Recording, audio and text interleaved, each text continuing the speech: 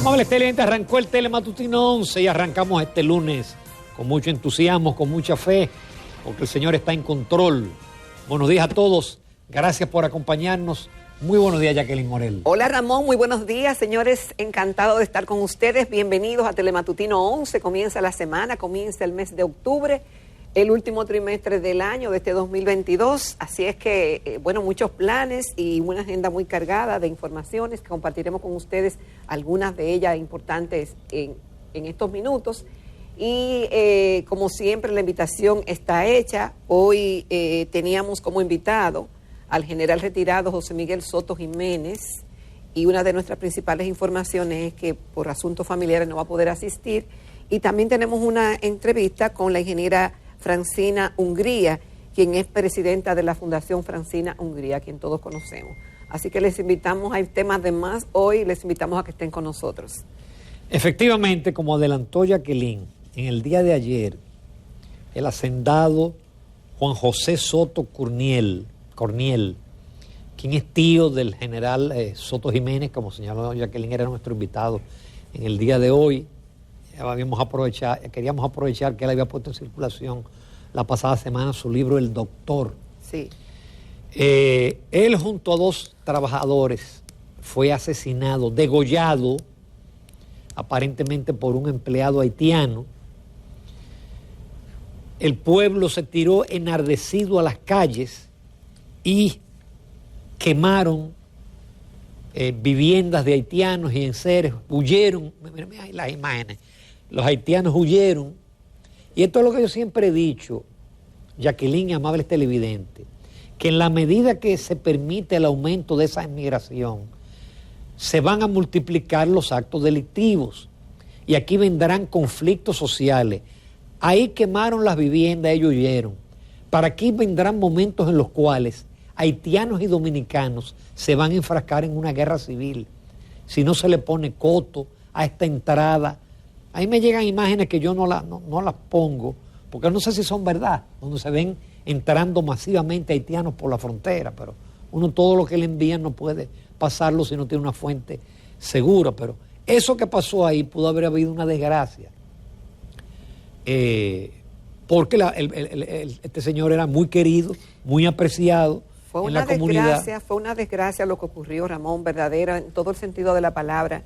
Primeramente porque se produjo el asesinato de 3 personas, en este caso de Juan José Soto Corniel, de 72 años, cuya imagen vemos en pantalla, quien era propietario de la hacienda Josefina, y el pariente de mayor, y el señor Gilberto Antonio Basílico, de 63 años, y Arelis Martilla Oval Urea, de 68 años de edad. Eso fue en el día de ayer, domingo, en la mañana. Entonces, ¿qué pasó? Se dice que lo que originó la tragedia fue una discusión entre el capataz de la hacienda con un haitiano que apenas tenía unos 15 o 20 días que comenzó a trabajar. Un haitiano ilegal que entró al país y que fue contratado, porque eso también pasa, fue contratado en la hacienda, y lo más probable es que no se pusieran de acuerdo por algún tema de salario. Para la discusión era porque el capataz le dijo que el pago sería hoy lunes en vez del domingo. Ay, mi madre. Entonces, vemos cómo se comportan esta gente en Haití. O una parte, porque yo no quiero englobar el pueblo haitiano, pero hay una parte del pueblo haitiano que lleva la violencia en la genética, y lo vemos como asaltan, como matan, como queman vivos. Y entonces, algunos de ellos están de este lado, y quizás por una tontería actúan de manera violenta. Este señor le cercenó, le cortó la cabeza a los 3. Eso es muy típico de los haitianos, el uso del machete. Mira, Ramón y amables televidentes, no es la primera vez que este tipo de tragedia ocurre. Son varios los hacendados dominicanos que han sido ultimados por haitianos, trabajadores, que se les da la oportunidad y por cualquier conflicto lo solucionan de una manera fatal, como lo que ocurrió. Lamentablemente. ¿Tú recuerdas, perdón, la chica esta con haitiano le cercenó los 2 brazos? Sí. Y se quedó así. Así es, y también es penoso el comportamiento de la población, que esas casitas de haitianos, que lo más probable no tuvieron nada que ver con la tragedia, tuvieron que huir despavoridos y su casita, sus enseres fueron quemados, y eso también es penoso, porque ese tipo de acción no se puede apoyar tampoco. Entonces eso es lo que hay que tratar de evitar, Ramón, que esa confrontación se dé. ¿Por qué? Porque la indignación, la gente dice, pues vamos a quemarle la casa, exacto, vamos a hacer justicia a nosotros. Como pasa cuando atrapan a un ladrón dominicano, que le caen a golpe. Sí. Pero entonces, por eso es que yo siempre he insistido, en la medida que hay una población haitiana más grande, lógicamente se van a multiplicar los hechos delictivos. Y va a llegar un momento que los dominicanos van a actuar con violencia contra los haitianos, o al revés, los haitianos van a actuar con violencia contra los dominicanos. Así es, porque hay una confrontación genética, sí, Ramón, ahí. Porque es que somos dos etnias diferentes. Es decir, los dominicanos no somos racistas, porque los dominicanos somos una mezcla de indio, de africano, de español, una mezcla pero los haitianos son básicamente africanos. Y por eso en su constitución establece que los blancos no pueden ser presidentes, ni los mestizos tampoco. Sí, Ramón, y mira, y queremos desde aquí enviarle nuestras condolencias al general retirado José Miguel Soto Jiménez, una persona a quien apreciamos mucho, invitado frecuente del programa, y a toda su familia por esta pérdida sensible. Dice la prensa que el ultimado era muy querido en la comunidad, y la forma en que fue asesinado pues todavía, bueno, pues indigna mucho a la población, al país. Entre tanto, en Haití, escuchen cómo va la cosa en Haití. En Haití, el que de verdad jefe de Haití, que es Jimmy Cherizier Barbecue, dice que no es correcto aperturar las clases en el día de hoy. Exhorta a los padres que no manden sus hijos a las escuelas, es decir, que no estudien, que se queden más brutos de la cuenta. Sí, él dice que no hay condiciones. Pero son ellos los que no han creado las condiciones. No han creado las condiciones. Los que han creado las condiciones de violencia. Yo te pregunto, Ramón, y la misma pregunta que te hago siempre, ¿a qué se apuesta en Haití? ¿Cuál es la lógica de este señor? No se entiende. Es decir, destruir, matar, robar, y cuando no quede nada, que lo que quede es polvo, ¿a qué se apuesta? Porque si hubiera algo de raciocinio, la protección debería ser esos niños, que vayan a las escuelas y que aprendan algo. Aunque hay una hambruna muy grande en Haití y no hay muchas condiciones, no hay combustible, los bancos están cerrados, los negocios también, las embajadas. Las escuelas, las embajadas. Estados Unidos ha dicho a todos los norteamericanos que están allá que salgan de ese país, que no viajen a ese país. Vimos en el fin de semana que las rutas de autobuses de República Dominicana a Haití han desistido de esas rutas, no quieren ir.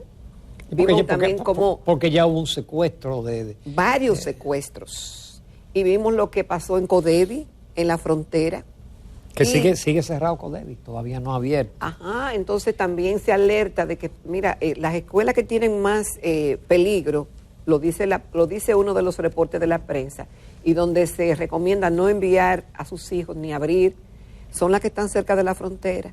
Y eso es un mensaje, Ramón. ¿Por qué este señor, Cherizier, dice que las que están en la frontera tienen más peligro?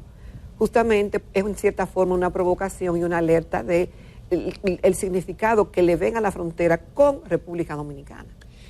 Por otro lado, el cólera reaparece en Haití. El cólera surgió a raíz de la intervención de las fuerzas de la ONU. Aparentemente unos soldados africanos transmitieron el cólera. Hay un editorial hoy que llama la atención porque el problema es que ellos pueden traer el cólera para la República Dominicana.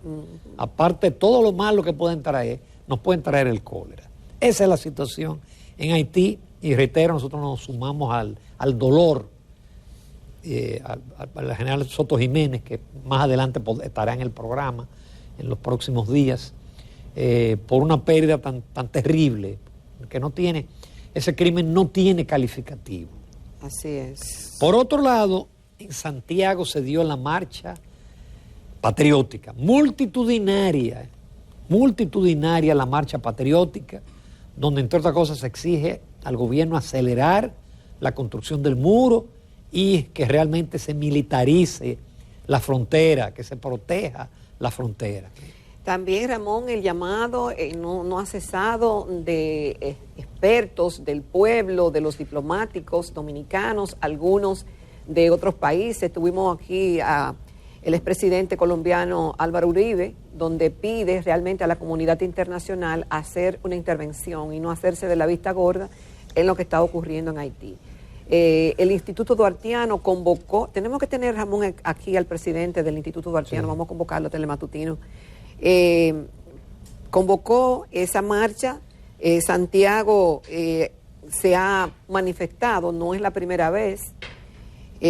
Santiago es Santiago, como dicen ellos una vez más, y con pancartas, con consignas que fueron notorias dentro de la multitud, exigen realmente que los países hagan algo. Ay, mira, Estados Unidos, Canadá, Francia, que intervengan Haití, que ayuden a Haití y que se acelere la construcción del muro, que tengamos una política migratoria, que se aplique esa política migratoria, que cese el negocio en la frontera, es decir, y que se proteja la frontera en estos momentos en que es cuestión de muy poco tiempo en que se produzcan más estallidos, quizás de mayor magnitud en Haití y que puedan repercutir en la República Dominicana. Así que ojalá que esa intervención se haga antes de que sea tarde. Porque aquí pueden ocurrir dos cosas, o puede haber una penetración masiva de miles de haitianos para los cuales nuestros militares no están preparados.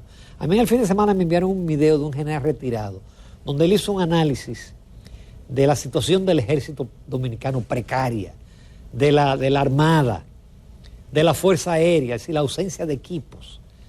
Es decir, no estamos preparados, y entonces en el gobierno pasado se firmó un acuerdo donde el país acepta la instalación de refugiados. Eso se firmó oculto. Eso se hizo a espaldas del país. ¿Cuándo es? Pero eso fue en el gobierno de Danilo Medina. De Danilo, sí, Danilo pero Medina. Eso no se permitió.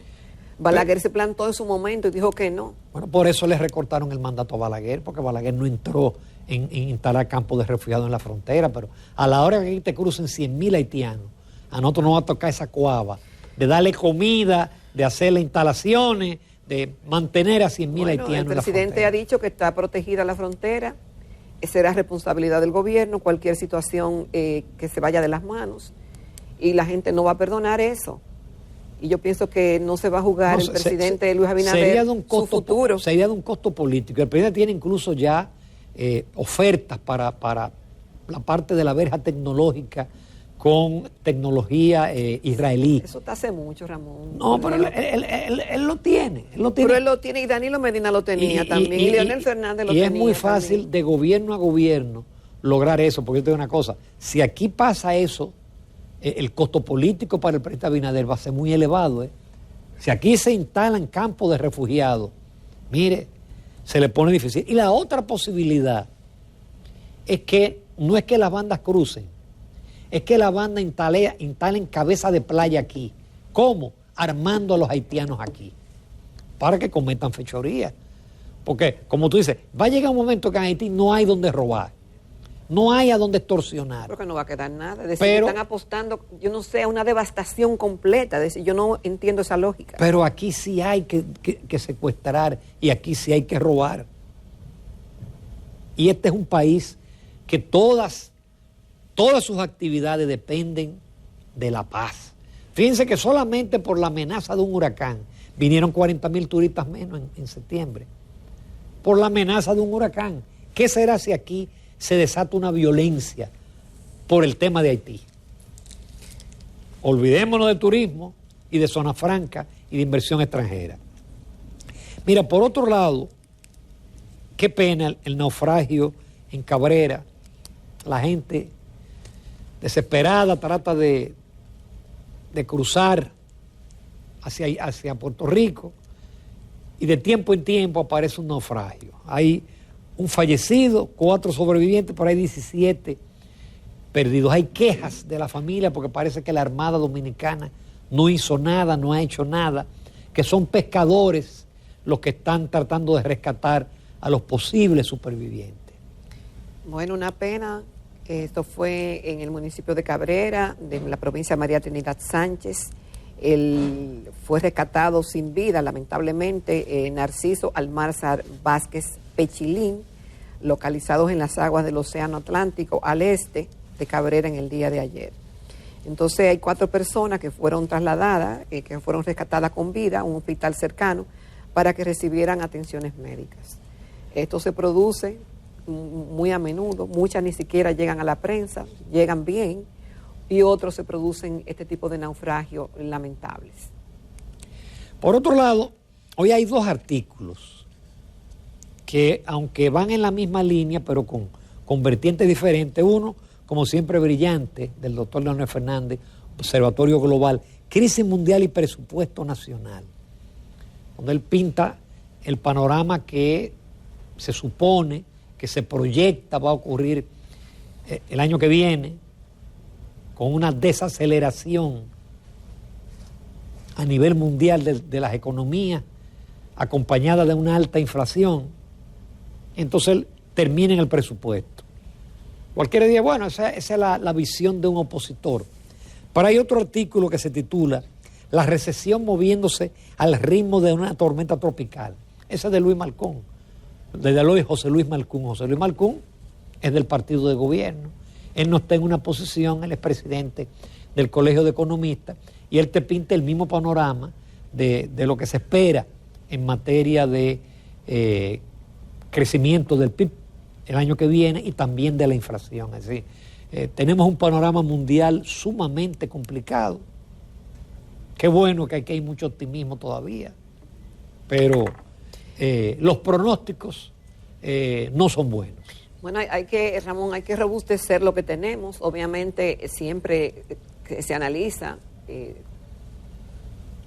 concluimos de que la economía dominicana está fundamentada en pilares muy vulnerables, que dependen muy especialmente de lo que pase en el exterior.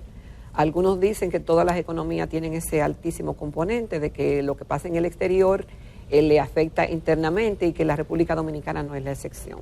Pero nuestra economía está fundamentada en lo que hemos dicho siempre, en el turismo, zonas francas, remesas e inversión extranjera. Y eso sí que es afectado por fenómenos de la naturaleza o por cualquier situación política internacional, como la que hemos estado viendo en la guerra de Rusia y Ucrania, con la pandemia y algunos fenómenos naturales. Entonces hay que tomar las previsiones del lugar. Y nosotros tenemos ahí una situación muy difícil que puede explotar en cualquier momento, que nos afecta también el tema de Haití. Es decir, que hay que tomar todas las medidas, las previsiones para que nos embata lo menos posible esta crisis que realmente es mundial y que economías sólidas como Estados Unidos, y que sirve de referente a nuestra economía, está pasando por momentos difíciles. Entonces hay que verse en esos espejos y hacer las previsiones del lugar.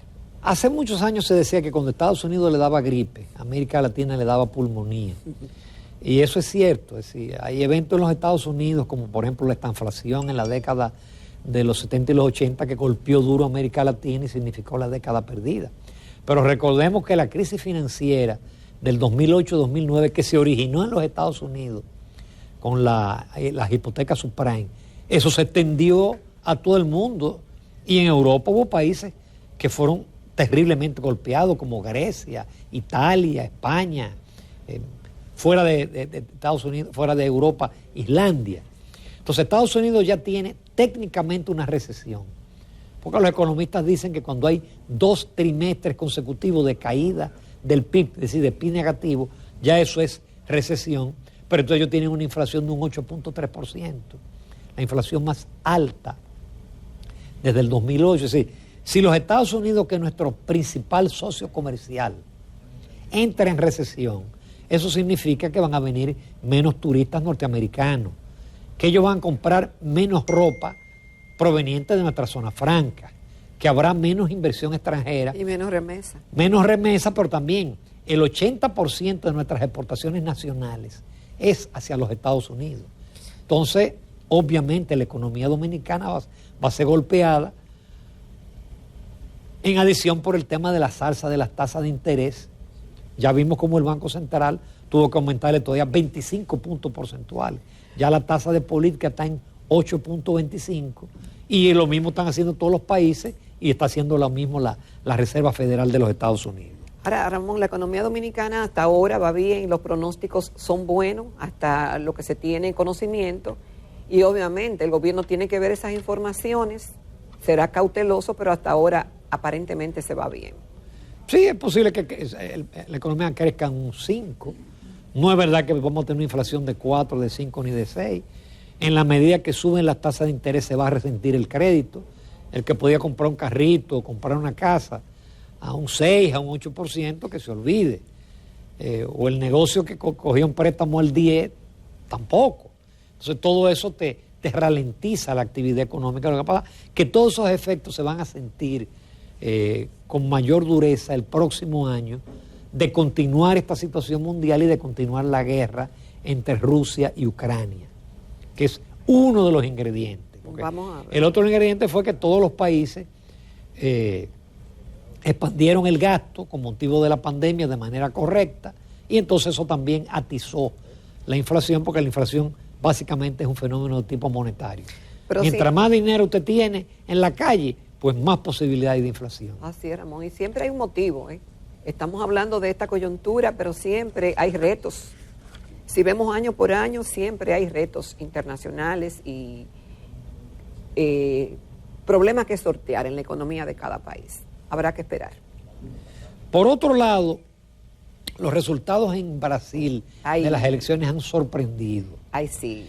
Aunque Lula quedó en primer lugar con un 48.4%, pero Jair Bolsonaro sacó un 43%.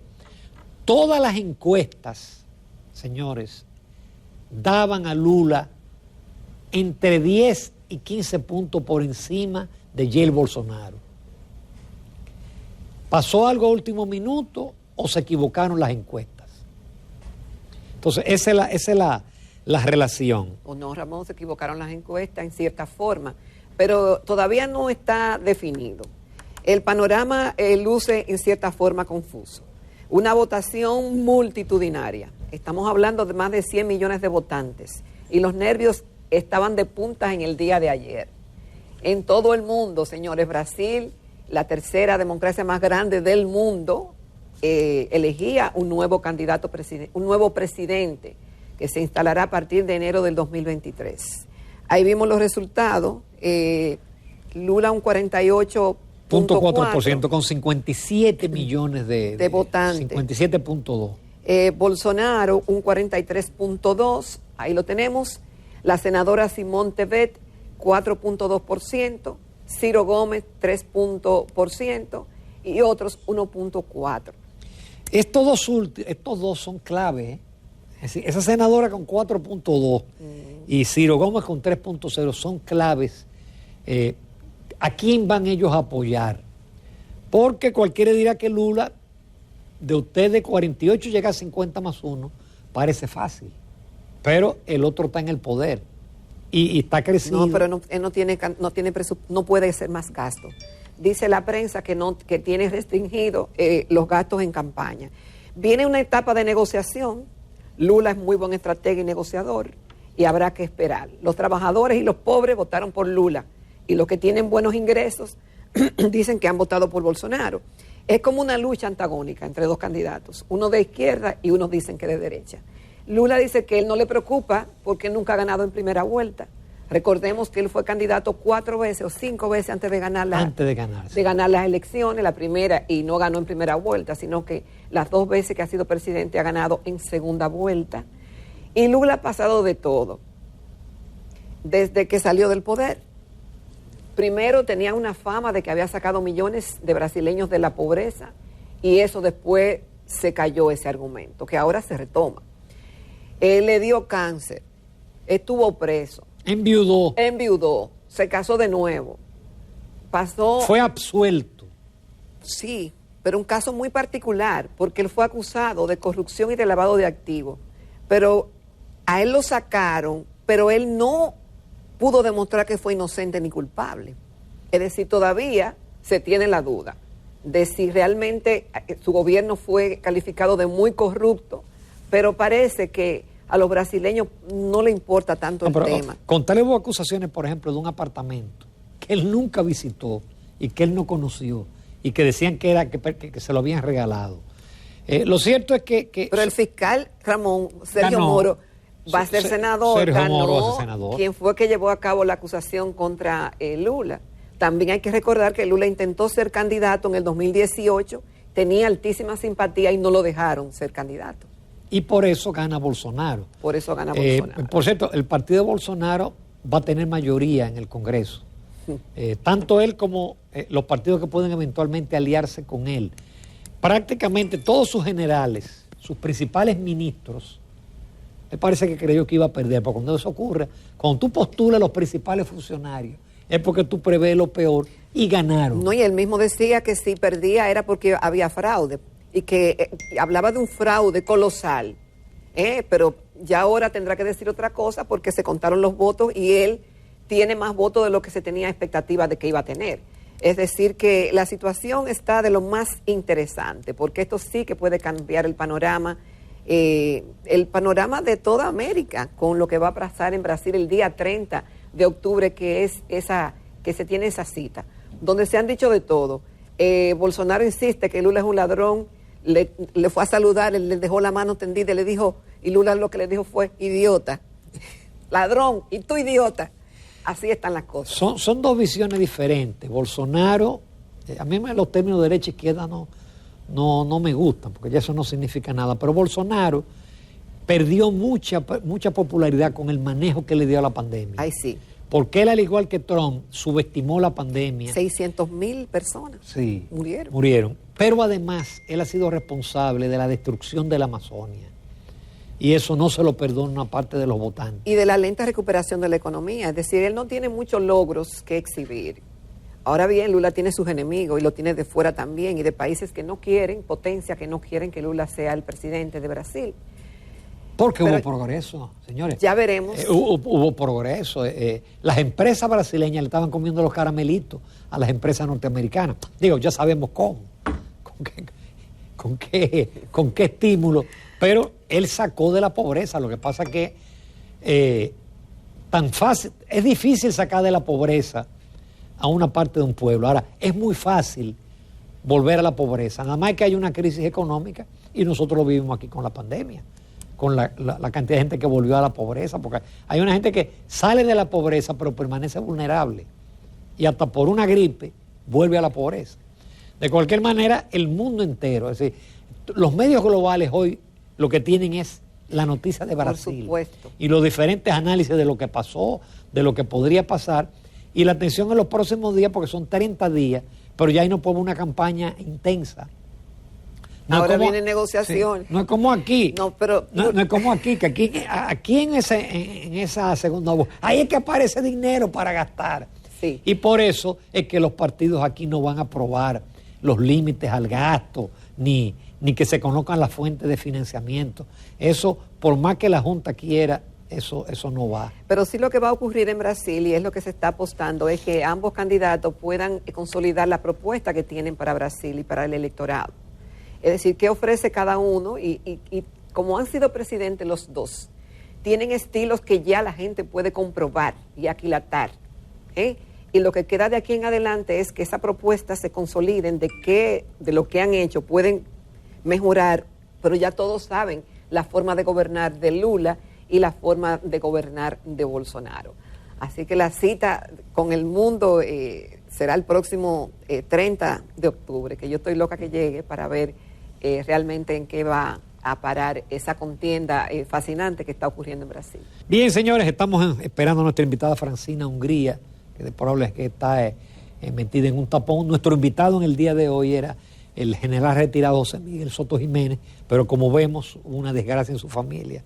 El asesinato de su tío, hermano de su papá, Juan José Soto Corniel, asesinado en su hacienda, conjuntamente con 2 trabajadores, se le atribuye a un haitiano que era un temporero, un obrero ilegal, que se utiliza mucho en la construcción, se utiliza mucho en el sector agropecuario, y que no es la primera ocasión que un hacendado es asesinado.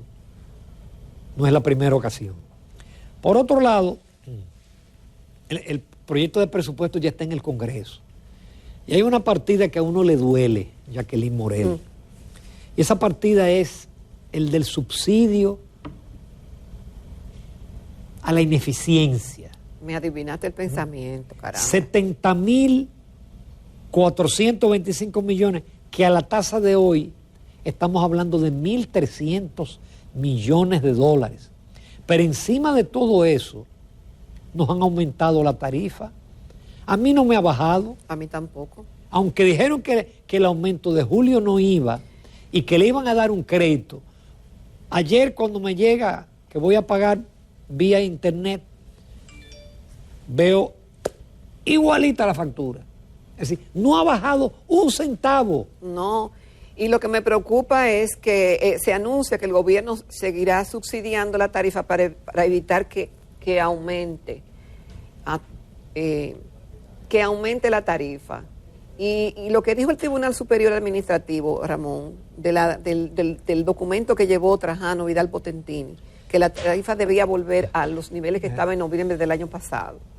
No, eso y que nos han dado un palo, no ha bajado la tarifa. Y eso es un golpe para la economía personal de lo que estamos pagando muchísimo más, una facturación fraudulenta que no la estamos consumiendo. No se está consumiendo y porque tenemos los mismos electrodomésticos, el mismo ahorro y la factura sigue aumentando de precio. Y entonces encima de eso, en el presupuesto, eso quiere decir nosotros y ustedes, porque cuando se dice un subsidio de 1.300 millones de dólares sacado del presupuesto, eso es de los impuestos que pagamos nosotros. Así que nosotros pagamos el subsidio, pagamos una tarifa alta y las pérdidas siguen, no igual, siguen peores. Hoy hay más pérdidas que el año pasado. Yo pienso que el sector eléctrico ha sido uno de los talones de Aquiles de este gobierno, del presidente Abinader, porque Ramón, realmente no se ha avanzado en materia de energía del sistema eléctrico. Y no solamente eso, que cuando nosotros vemos las nóminas de los gastos, es decir, lo que significa mantener las 3 EDES, y con estos resultados, realmente uno se siente indignado, porque estamos pagando la ineficiencia de una nómina supernumeraria, abultada, que no es necesario, y menos en un país que tiene las precariedades económicas que tenemos y en un sector que es un fracaso. Y entonces, lo que se debió hacer al inicio, que era comprar muchos contadores, porque para usted poder cobrar tiene que poner contadores, porque las EDES cobran el 98% de lo que facturan. Ahora, si usted no tiene contadores, si usted no tiene líneas más modernas, líneas más nuevas, usted siempre va a tener pérdidas técnicas y pérdida del que se roba la energía. Tenía que pedir la asesoría al hermano de Danilo, donde era que compraban los contadores. Sí. El contacto, para que siguieran comprando los contadores. Aunque no a sobreprecio, pero así es. Bueno, nos vamos a comerciales. No se pierdan la entrevista con la ingeniera Francina Hungría, presidenta de la fundación que lleva su nombre.